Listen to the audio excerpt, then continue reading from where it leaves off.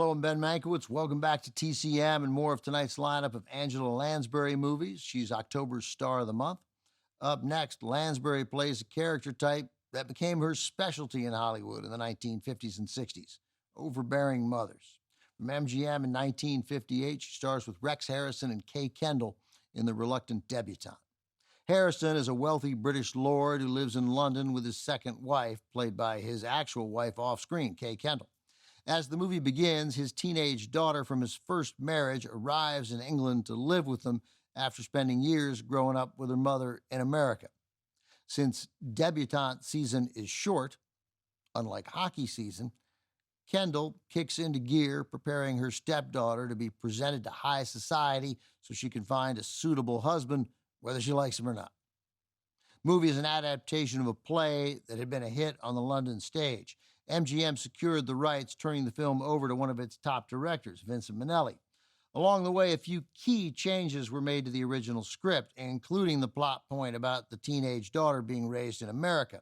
That allowed the studio to cast a rising young American star named Sandra Dee, still a year away from the movies that made her a huge Hollywood star, including Gidget, Summer Place, and Imitation of Life.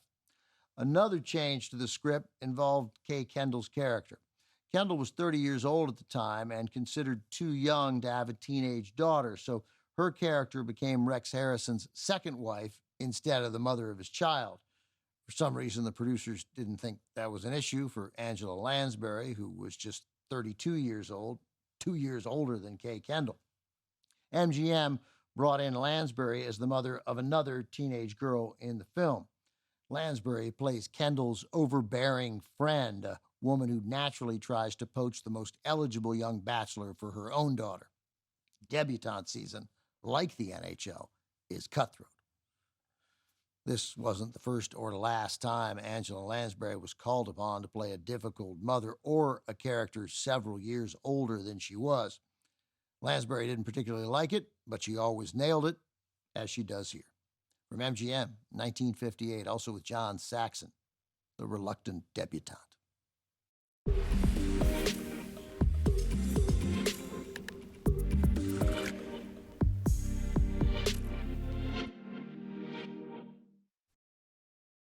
MGM produced The Reluctant Debutante with Vincent Minnelli directing.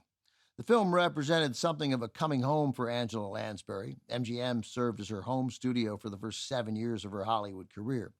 The relationship certainly started well enough. Lansbury earned Oscar nominations in 2 of her first 3 films, Gaslight from 1944, The Picture of Dorian Gray from 1945, and the film she made in between those was another hit, National Velvet. But the studio never made the effort to elevate Lansbury from supporting player to leading lady. Perhaps Lansbury should have known the relationship with MGM would be flawed. When she signed with the studio in 1943, MGM sought to change her name to Angela Marlowe. Lansbury was proud of her last name, and she insisted on keeping it.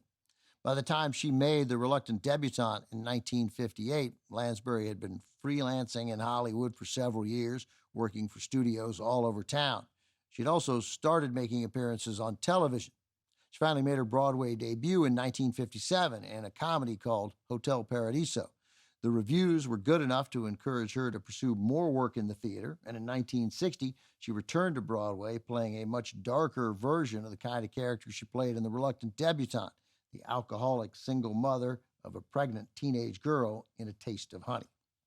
Coming up, Angela Lansbury gives a memorable performance as Warren Beatty's mother in the 1962 John Frankenheimer drama All Fall Down. That is next on TCM.